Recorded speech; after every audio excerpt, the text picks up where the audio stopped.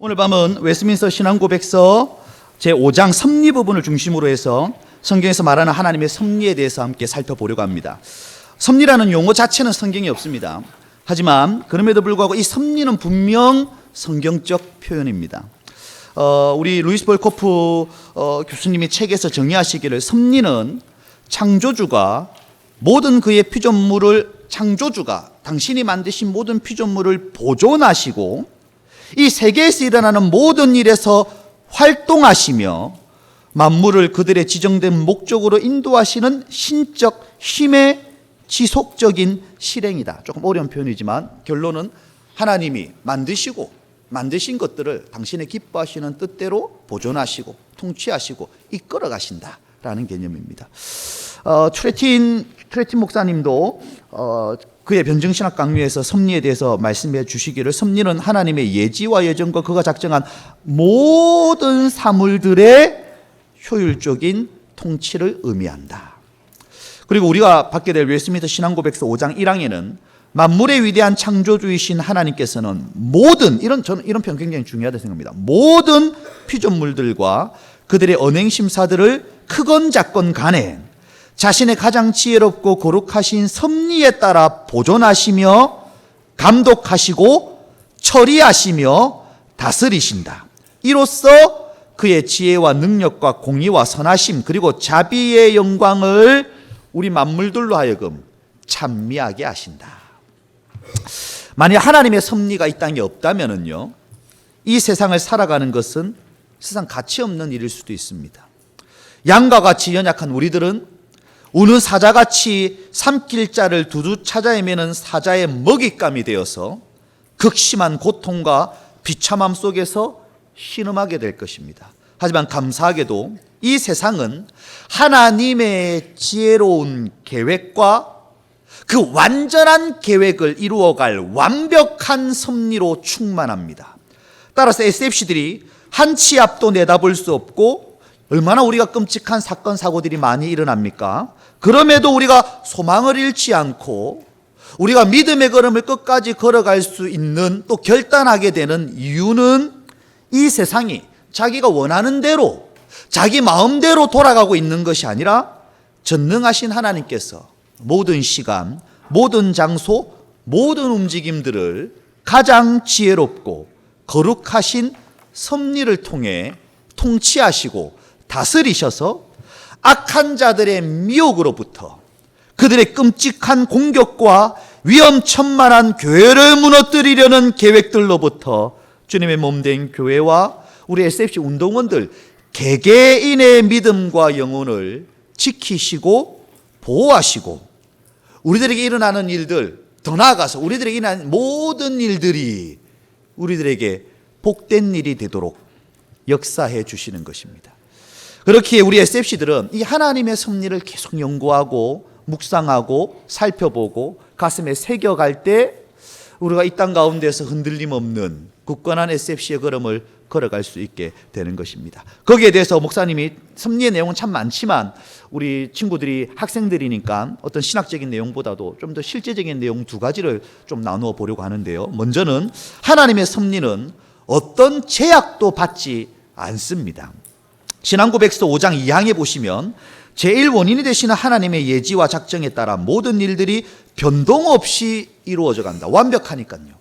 완벽하니까 바뀔 필요가 전혀 없습니다. 그러나 그것들에 되어가는 방편은 제2원인의 성질에 따라 필연적인 것, 임의적인 것, 혹은 우리 눈에 우연적으로 보이는 것들로 구성된다. 그렇게 되어가는 것 역시 다 하나님의 섭리 안에 속한 것이다 라고 얘기를 합니다. 우주 만물은 제1원인 되시는 모든 것입니다. 모든 것의 제1원인은 하나님이십니다. 그 하나님이 제2원인 되시는 당신의 피조물들을 가지고 당신의 뜻들을 펼쳐가기를 기뻐하십니다. 하지만 하나님은 이 제2원인들을 가지고 당신의 일을 이루어가길 기뻐하시지만 우리가 절대로 놓치지 말아야 될 것은 5장 3항에 보시면 하나님께서는 그의 보통 섭리에서 일반적인 여러 수단들을 사용하신다. 그러나 그 수단들 없이 자유롭게 역사하시거나 그 수단들을 초월하기도 하시며 역행하여 자신의 기쁘신 뜻대로 역사하기도 하신다. 하나님이니까요. 하나님이시니까요. 하나님은 당신의 창조하신 원리와 법칙 그 안에서 일하기를 기뻐하시나 절대로 거기에 매이지 아니하시고 그것을 초월하시고 역행하셔서라도 당신의 기뻐하시는 뜻을 이루시는 분이시다라는 것입니다. 여러분, 그분은 아무것도 없는 창조 자체가 그런 거 아닙니까? 하나님이 기뻐하시는 뜻이 창조다.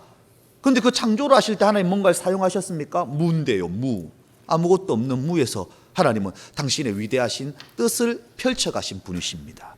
그러니 여러분, 우리가 이 하나님의 섭리에 대한 특징들을 이해해 가야 되는데요. 몇 가지를 좀 예를 들어보자면, 일반적인 사람들은 배가 있어야 물을 건너가지요. 하지만 하나님은 배 없이도 이스라엘을 홍해 건너게 하셨습니다. 베드로로 하여금 그 물을 건너 자신에게 오게 하셨습니다. 사람은 장비가 있어야 건물을 무너뜨리죠. 중장비들이요. 하지만 하나님은 아무런 장비 없이 여리고성을 무너뜨리셨습니다.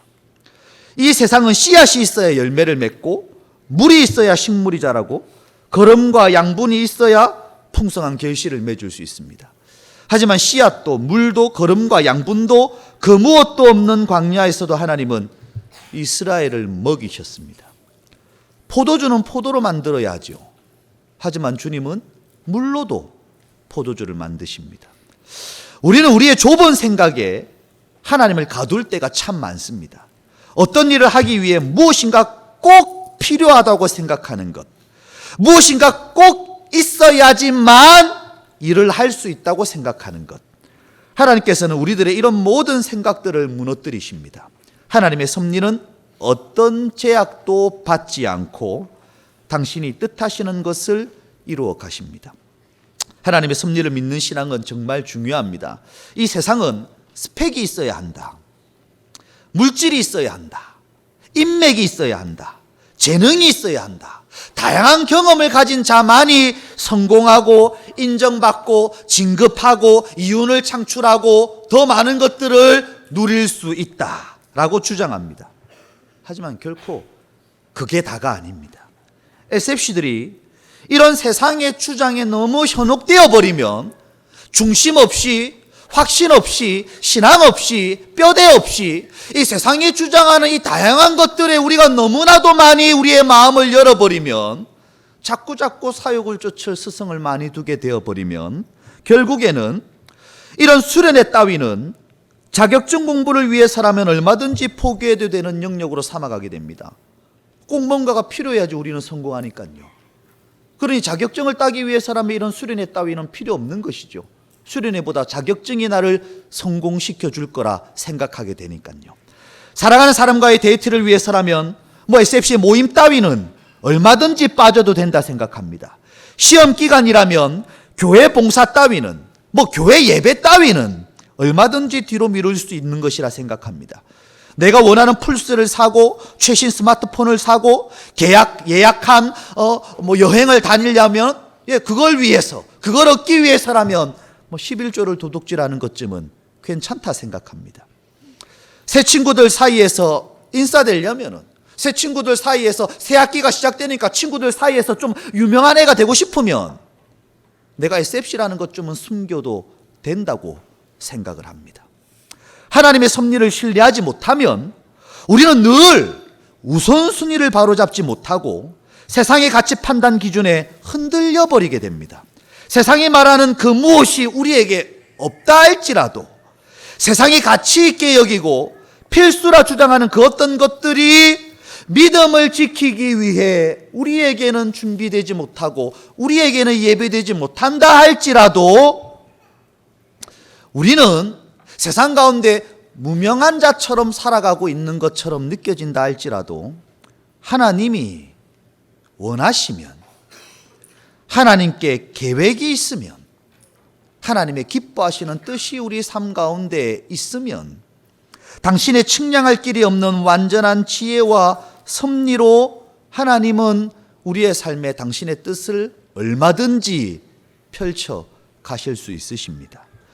그렇기에 세상의 가치관과 미혹에 흔들리지 마시고 그런 것들에 무릎 꿇지 마시고 타협하지 마시고 끝까지 섭리를 믿음으로 SFC다운 걸음을 걸어가는, SFC다운 선택을 해가는, SFC다운 싸움을 싸워가는 저와 여러분들 되시기를 축원합니다. 두 번째로, 이해할 수 없는 시간 속에서도 하나님의 섭리는 여전히 있습니다. 신앙고백서 5장 7항에 보면은요, 하나님의 섭리는 일반적으로 모든 피조물에게 미친다. 그러나 하나님은 무엇보다도 자신의 교회를 특별한 방식과 섭리에 따라 보호하신다. 이와 같은 방식으로 하나님은 모든 일들이 합력하여 선을 이루게 함으로써 자신의 교회에 유익이 되도록 섭리하신다. 여러분, 성경을 잘 읽다 보면은요, 그리스도인들의 삶에 참으로 이해할 수 없는 일들이 많이 찾아온다라는 것을 느끼실 때가 있을 것입니다. 그래서 하박국 선지자도 욥도 엘리야도 왜 의인들의 삶은 이렇게 복잡합니까? 왜 이렇게 억울합니까? 왜 이렇게 고난이 많습니까? 왜 이렇게 이해되지 않습니까? 라는 의문을 던지기도 했습니다. 실제로 그렇게 느껴지는 내용들이 성경에 제법 있습니다. 하지만 섭리의 가장 큰 특징 중에 한 가지가 뭐냐면요, 시간이 지난 뒤에 돌아보면 그 당시에 감춰져 있었던 것만 같은 하나님의 뜻이 명료하게 드러난다는 것입니다. 그래서 섭리에는 인내가 필요한데요, 요셉은요 형들에게 미움을 받고 팔려버립니다. 보디발의 아내에게 오해를 받지요. 감옥에도 가고요. 왜 그러지 하나님? 왜 그렇게 하시지? 우리가 얼마나 이렇게 이해 안 될 수 있지 않겠습니까? 근데 여러분 잘 보십시오. 그 시간에도 하나님은 하나님의 일을 하고 계십니다. 그가 형들에게 미움을 받고 미디안 상인에게 팔리고, 그래서 보디발의 집에 가고 거기서 아내의 유혹을 거절했지만 오해를 받아서 감옥에 갇히고, 거기서 누굴 만납니까? 술 맡은 관원장, 떡 맡은 관원장을 만납니다. 그들의 꿈을 해몽해 줍니다. 이로 인해서 바로의 꿈을 해몽해 줄 기회가 그에게 주어지게 됩니다. 그래서 그는 결국에는 우리가 잘 아는 이스라엘을 건져내기 위해 바로 애굽의 총리의 자리에 서게 되는 것입니다. 어떤 것도 없으면 안 됩니다. 형들에게 미움을 받는 일이 없다? 안 됩니다. 보디발의 아내의 유혹과 오해를 받아서 감옥에 가지 않았다? 그런 일이 일어나지 않으면 안 됩니다. 술 맡은 관원장, 떡 맡은 관원장의 꿈을 해몽해 주지 않았다? 그런 일이 일어나면 안 됩니다. 하나님의 섭리는 그 당시에는 이해되지 않아도 시간이 지난 후 돌아보니 그 시간에도 주님은 그 모든 것들을 통해 일하고 계셨던 것입니다. 모세는 살라마 정책으로 인해 부모로부터 버려지게 됩니다. 하지만 그것으로 인해 바로의 딸을 만나 애굽의 왕자가 됩니다. 출애굽의 위대한 역사를 이루어감에 있어서 그 많은 인원들을 어떻게 이끌어 가겠습니까? 왕자로서, 애굽의 왕자로서 애굽을 통치할 모든 교육들을 다 받게 되므로 수많은 이스라엘 백성들을 통치하고 다스리며 그를 이끌고 가기에는 부족함이 없는 준비가 되어지는 겁니다. 사련을 통해서 광야에 40년 동안 쫓겨가서 움직이게 되죠. 그 시간을 통해서 광야의 지리와 광야의 특징들을 배워가게 되는 것입니다. 이해되지 않는 상황이 아닙니다. 하나님은 일하고 계셨습니다. 엘리야는 아합과 이세벨의 폭정으로 생명의 위협을 받게 되었습니다. 모든 동력자들이 잡혀 죽고 홀로 남겨지게 되었고 광야로 도망치게 되었습니다. 주님의 복음을 전했는데, 주님의 뜻을 전했는데, 주님의 뜻을 전하기 위해 싸워갔는데 왜 이런 일이 일어납니까? 하지만 그 시간을 통해 그는 까마귀를 통해 먹이시는 아버지의 따뜻한 사랑을 체험하게 됩니다. 남겨두신 7천의 용사들이 있다라는 기쁜 소식도 듣게 됩니다. 여러분, 바울은요 복음을 전하는 걸음을 걷다가 감옥에 갇히게 됩니다. 좀 잘 되면 어떻습니까? 좀 피하면 어때요? 좀 막아주시면 어떻습니까? 감옥에 갔다고요. 복음 전하는 걸음 때문에요. 근데 그곳에서 간수와 그의 가족을 구원을 시켜냅니다. 우리 예수님요 제자들이 팔아버립니다. 수제자는 배신을 해버립니다. 모두가 떠나고 침 뱉고 가시면류관을 쓰고 조롱하고 뺨을 때립니다. 왜 그러셔야 됩니까? 결국에는 십자가에 죽기까지 하셨습니다. 왜 그러십니까 하나님? 왜 저 사람의 삶에는 저렇게 고통이 있습니까? 저렇게까지 비참하게 만드십니까? 그 예수님의 십자가 때문에 지금 우리가 있는 겁니다. 그 십자가가 휘장을 가르시고 이렇게 그분의 보좌 앞에 담대히 나오게 만들어 주신 것입니다. 하나님의 섭리는 우리가 이해되지 않는 그 순간에도 여전히 힘을 발휘하고 있습니다. 우리 본문을 다시 한번 읽어봅시다. 로마서 8장 28절입니다. 시작. 우리가 알거니와 하나님을 사랑하는 자 곧 그의 뜻대로 부르심을 입은 자들에게는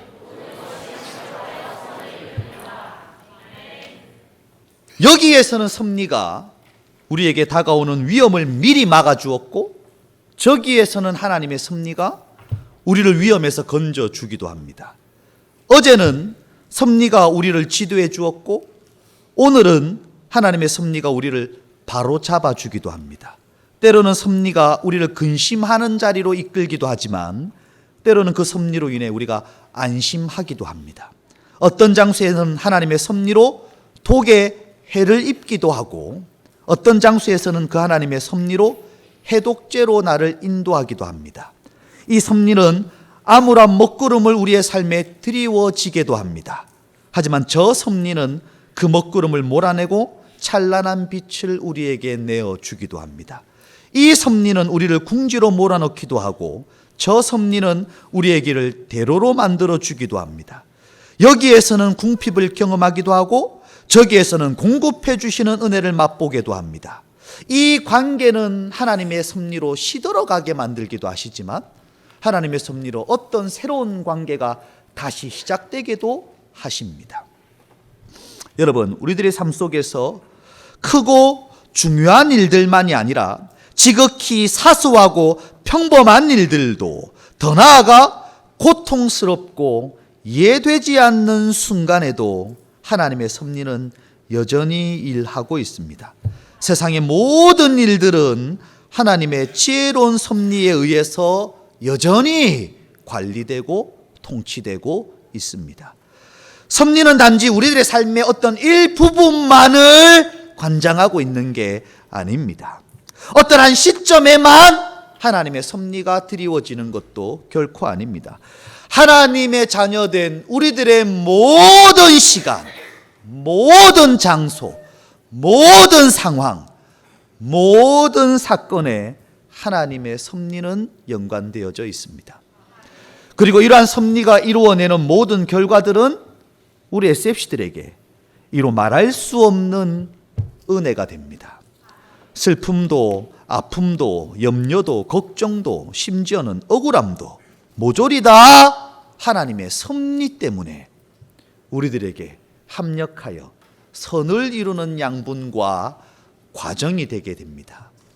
우리는 때론 하나님의 섭리를 성급하게 판단해서 그 표피적인 모습만 바라보며 하나님의 일하심을 부당하다 생각할 때가 있습니다. 자신에게 일어난 일들로 억울해하기도 합니다. 하나님을 비난하는 경우도 많습니다. 지금 우리에게 이루어지는 섭리의 역사들이 때로는 하나님이 우리에게 해주신 약속과도 맞지 않는 것처럼 보일 때도 있습니다. 어떨 때는 하나님께서 내 삶을 중요하게 여기시지 않는 것처럼 느낄 때도 있습니다. 그저 하나님은 나에게 관심이 없으신 것처럼, 이제는 그 얼굴을 거두신 것처럼 느껴질 때도 있습니다.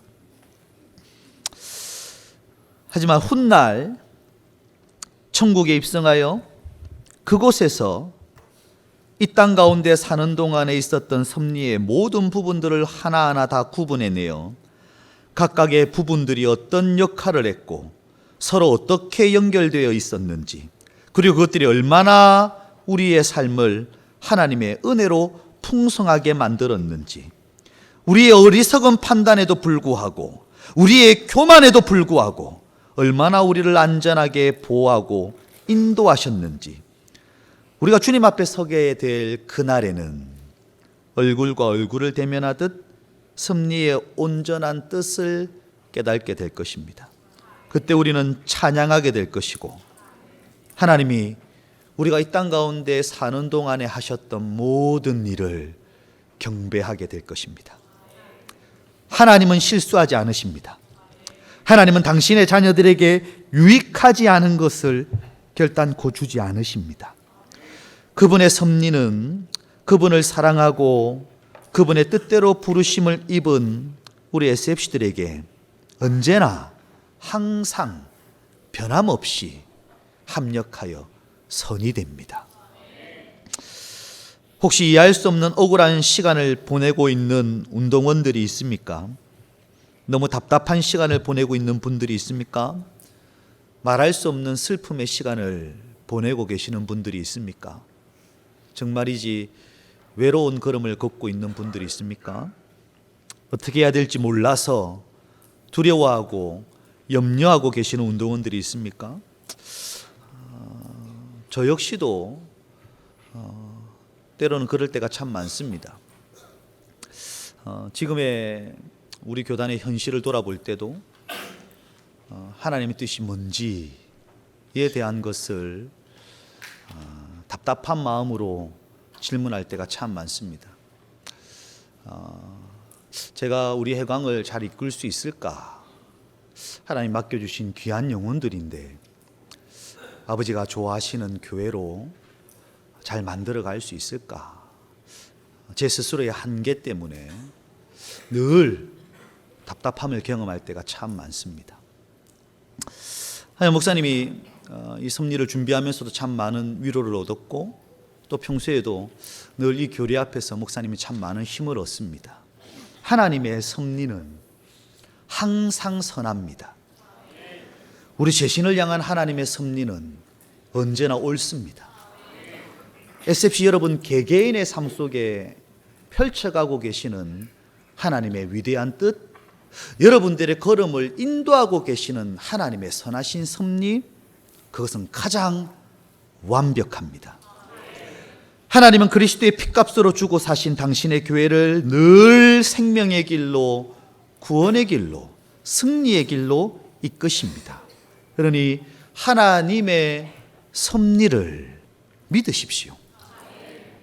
이해되지 않는 지금의 현실을 허락하신 하나님의 선하시고 기뻐하시고 온전하신 뜻이 드러날 때가 반드시 올 것이고 그 모든 일을 행하신 하나님의 지혜롭고 선하신 섭리를 우리 모두가 기뻐 찬양하는 날도 올 것입니다.